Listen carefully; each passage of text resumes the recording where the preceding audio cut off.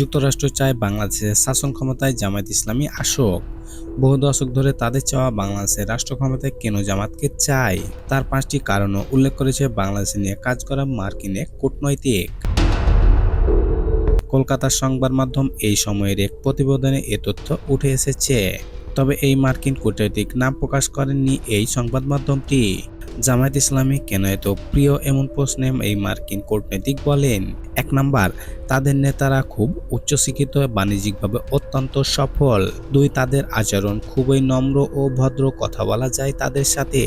3, তারা ফেলে আসা ইতিহাসের কোনো একটি সময় ভিন্ন পদক্ষেপের কারণে বাংলাদেশের শাসক দলের হাতে নির্যাতিত ও মানবাধিকার থেকে বঞ্চিত।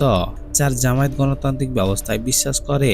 এবং 5, ইসলামী শক্তি হলো জামায়াত তালেবানের মতো পিছিয়ে পড়া নয়, বরং প্রগতিশীল বলা যায়।